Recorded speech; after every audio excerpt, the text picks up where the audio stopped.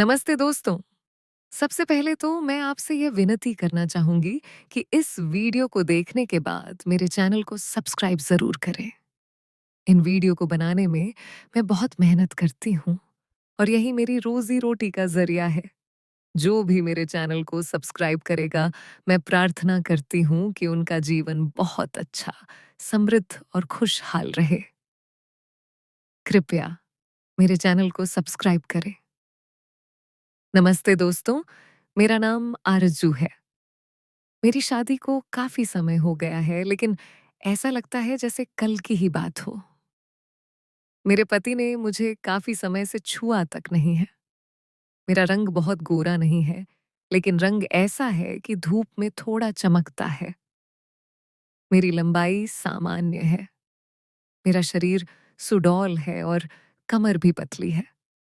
लोग कहते हैं कि मेरी मुस्कान में जादू है और मेरी आँखें बोलती हैं। जब मैं आईने में खुद को देखती हूँ, तो मुझे लगता है कि मेरे चेहरे पर एक अलग ही नशा है। जब मैं साड़ी पहनती हूँ और पल्लू थोड़ा-सा खिसकता है, तो लोग पलटकर ज़रूर देखते हैं। मेरे अंदर थोड़ी चुलबुलाहट भी है, जो कभी-कभी बातों में झलक जाती है। गाँव के लोग हों या जवान, सब मुझे देखते हैं। मेरे देवर का नाम विक्की है। वह मुझसे छोटा है। उसका कॉलेज का आखिरी साल है। वह लंबा-चौड़ा है और जिम जाता है।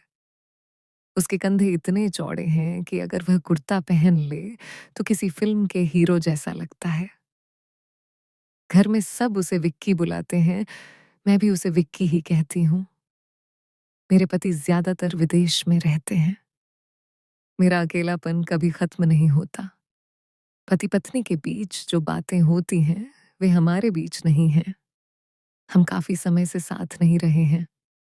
उनका कपड़ों का व्यापार है, इसलिए उन्हें दिल्ली, सूरत और कभी-कभी विदेश जाना पड़ता है। घर पर ज्यादातर मैं और विक्की ही रहते हैं।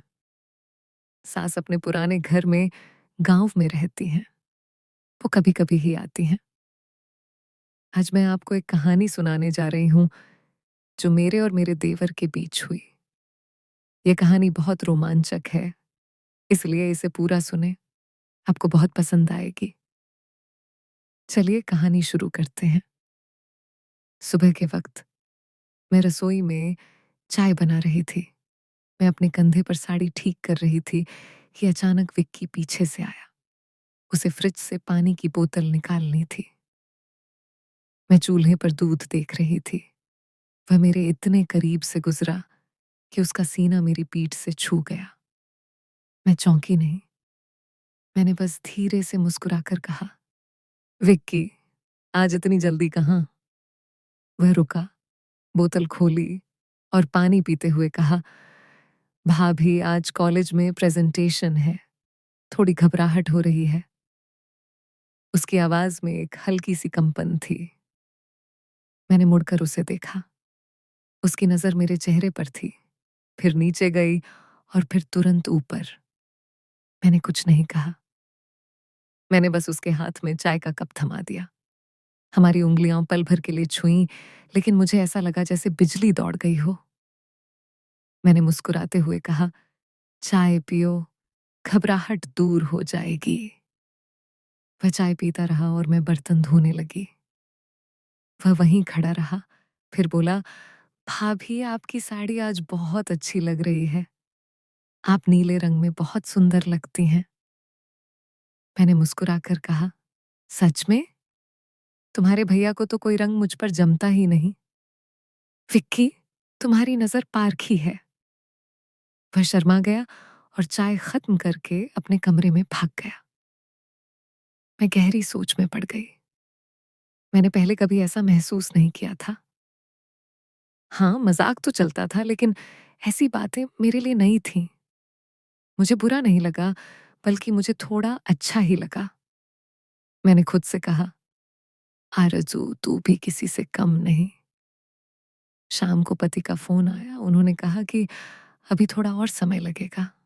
मैंने कहा, ठीक है। फोन रखने के बाद मुझे थोड़ा दुख हुआ। विक्की नीचे आया और टीवी चला दिया। मैं सोफे पर किताब पढ़ रही थी। वह मेरे पास आकर बैठ गया, थोड़ा ज्यादा करीब। मैंने कुछ नहीं कहा। टीवी पर एक पुरानी फिल्म चल रही थी जिसमें हीरो हीरोइन नदी किनारे गाना गा रहे थे। विक्की ने अचानक पूछा, भाभी, क्या आपको गाना आता है? मैंने मुस्कुराते हुए कहा, थोड़ा बहुत। क्यों? उसने कहा, बस ऐसे ही। मैंने सोचा, अगर भैया नहीं है तो हम दोनों साथ में गा सकते हैं। मैंने उसे देखा, उसकी आंखों में एक चमक थी। वह मुस्कुराया और पुराने गाने गुनगुनाने लगा। उस शाम मैंने भी उसका साथ दिया। हम दोनों धीरे धीरे गा रहे थे। उसने बीच में रुककर कहा, भाभी, आपकी आवाज बहुत मीठी है। सच में। मैंने कहा, तुम भी बुरा नहीं गाते।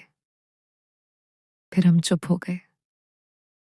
फिल्म में हीरोइन हीरो के कंधे पर सिर रखती है।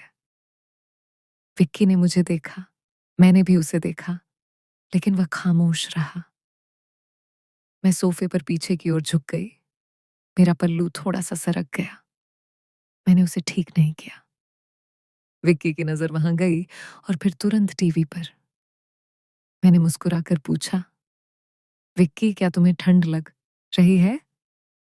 उसने कहा, नहीं भाभी, सब ठीक है। उसकी आवाज थोड़ी भारी हो गई थी। रात के खाने के बाद मैं अपने कमरे में चली गई। सोने से पहले मुझे कुछ महसूस हो रहा था। मैंने अपना नाइट गाउन पहना और दरवाजा खोला। विक्की वहीं खड़ा था। उसने कहा, भाभी, मुझे नींद नहीं आ रही है। क्या मैं थोड़ी देर बात कर सकता हूँ? मैंने कहा, अंदर आ जाओ।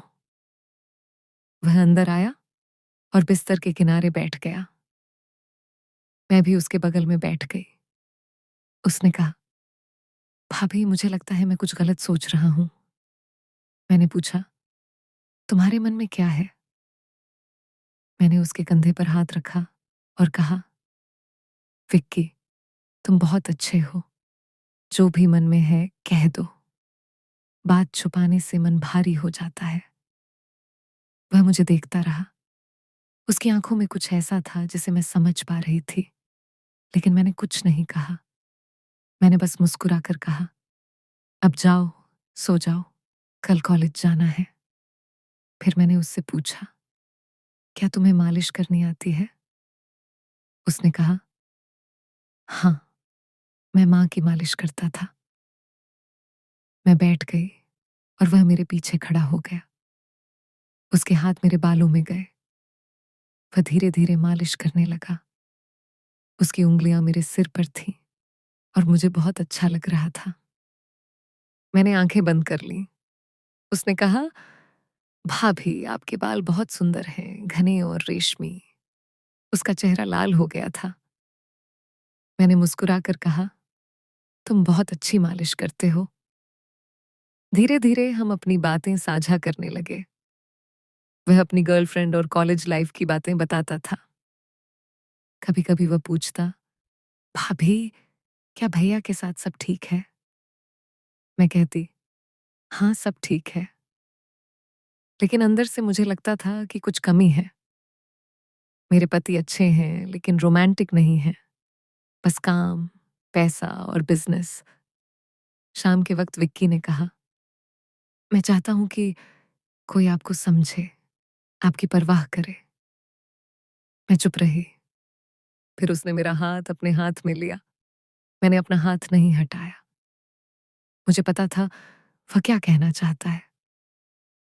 मैंने धीरे से उसका हाथ दबाया और कहा, विक्की, कुछ रिश्ते बहुत खूबसूरत होते हैं।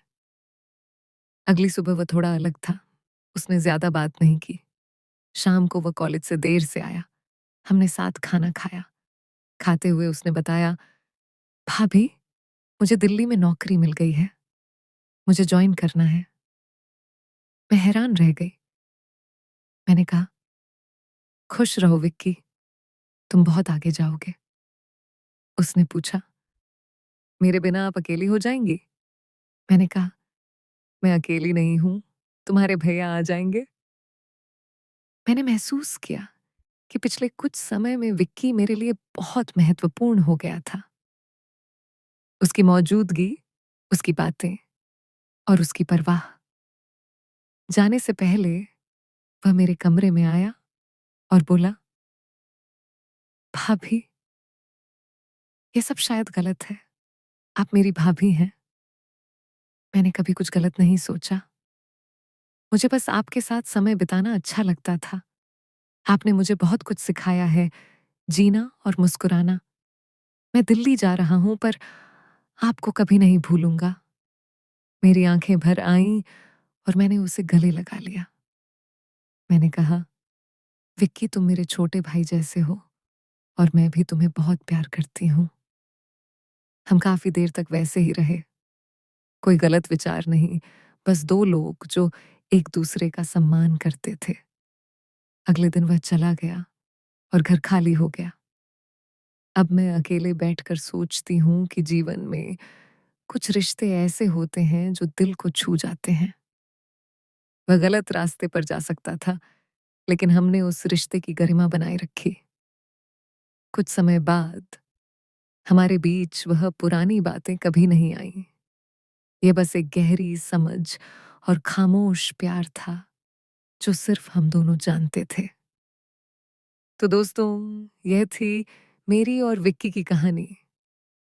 ये रिश्ता थोड़ा अलग था, लेकिन बहुत खूबसूरत था। मुझे कमेंट में ज़रूर बताएं कि आपको ये कहानी कैसी लगी। और अगर चैनल पर पहली बार आए हैं, तो लाइक और सब्सक्राइब करना न भूलें। Bye bye.